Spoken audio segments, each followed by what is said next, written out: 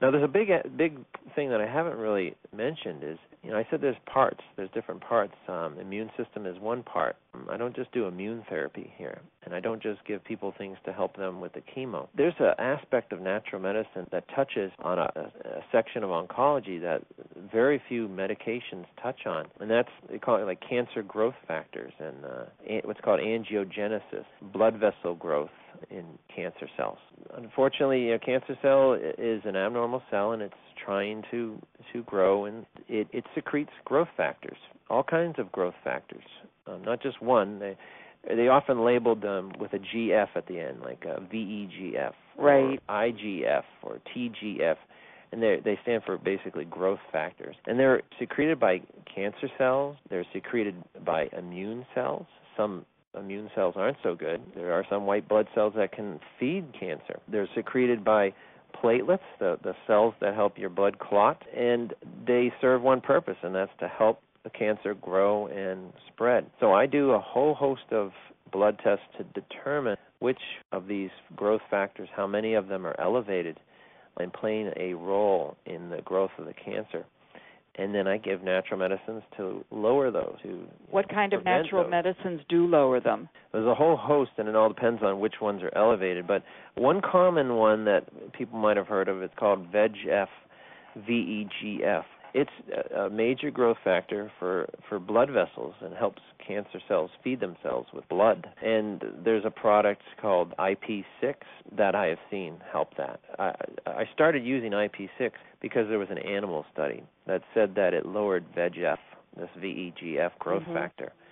And I wanted to see if it worked in people. Unfortunately, it hasn't been studied in people. It's a supplement derived from rice bran. It's like a food-based product and hasn't had any side effects in any animal studies. They've been selling it for years to people in health food stores, and I wanted to confirm if it was doing what it does in the animal research. So I have put people on it and measure their VEGF level and have found that it dramatically reduces that. And so that's just one component. I wouldn't say there's any supplement that's going to, cure anybody of cancer or be the only supplement you need.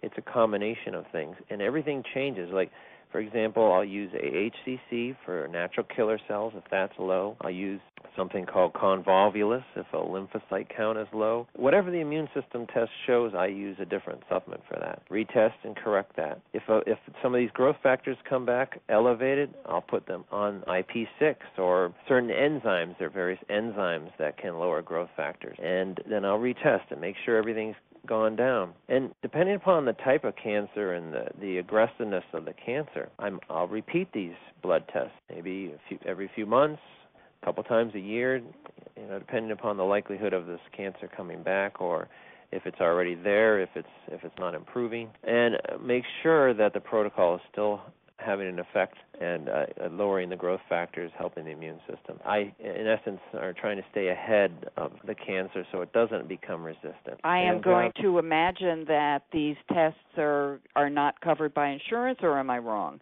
It all depends on the type of insurance. Some insurances will cover if a naturopathic doctor orders it. Sometimes a primary care has to order the test. So I might get a person's primary care or their oncologist involved in ordering these tests, to help get them coverage. So sometimes they are covered. Some people, the insurance will pay for it a couple times, and then after that, it has to be out of pocket. Or maybe they'll do it a couple times a year if you go over that amount per year. So it all depends, but there's ways to work around it and get a lot of it covered. Well, I think it would be great if we could get. I understand that you have not had funding from any of these supplement companies. Is that correct?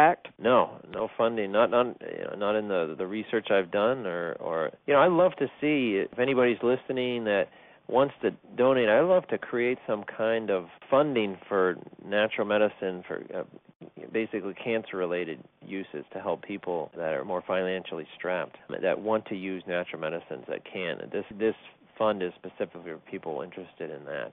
In natural medicines, and I don't know if there's something out there already that I don't know about, but...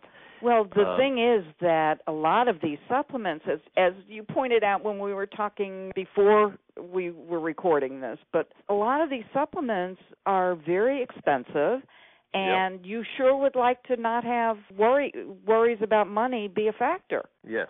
You'd like to be able to... That would solve a lot of problems, because unfortunately, if you want to get into using some complementary medicines to help treat cancer, you have to have some money. Unfortunately, and people that don't have to rely solely on what's covered, conventional medicines, and if they have a type of cancer where the conventional medicine is limited, they're stuck with that, and they unfortunately can't dip into any other types of treatments except for clinical trials. Some of them are very, very experimental and will have a much higher side effect profile than a lot of natural. Well, that's just the point. Natural medicine, in most cases, doesn't really have side effects, correct? Very few serious side effects. I mean, there can be some serious side effects when they're mixed with drugs or chemos. That's why you need to have somebody who's an expert prescribing that. That's usually where there's been some reports, is people mixing, ginkgo, for example, with a seizure medication or with a blood thinner, and not being monitored. There's GI.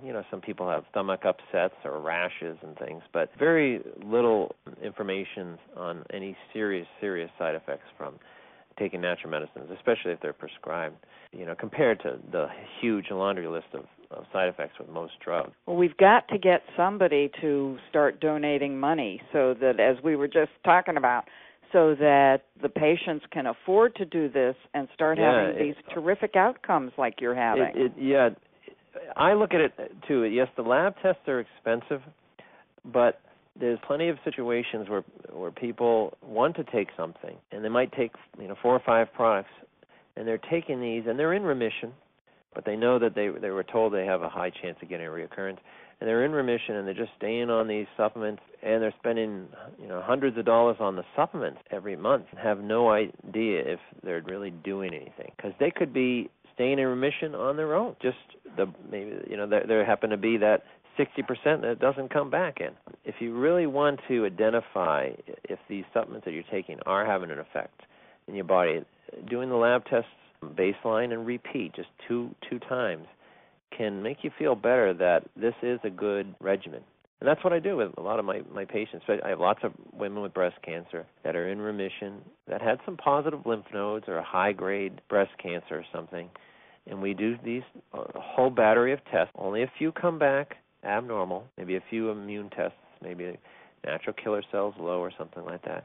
Put them on just 2 supplements and some dietary changes, and this is what they do. Repeat the test. If everything's corrected, that's what they stay on. And depending upon the type of breast cancer they had and the aggressiveness of it, might have to repeat the test maybe once or twice a year, and I feel that's all they need. That's a good regimen for them. So, they spent a good amount of money for the lab tests at the beginning, but now they probably end up saving money in the long run because they're only on a couple things, and the other things aren't necessary because we see what's happening in their blood.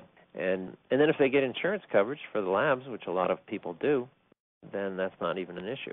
Well, it shouldn't be the way I consider it now. Here I'm showing my prejudices, that our insurances pay for a lot of the things that we don't consider valuable.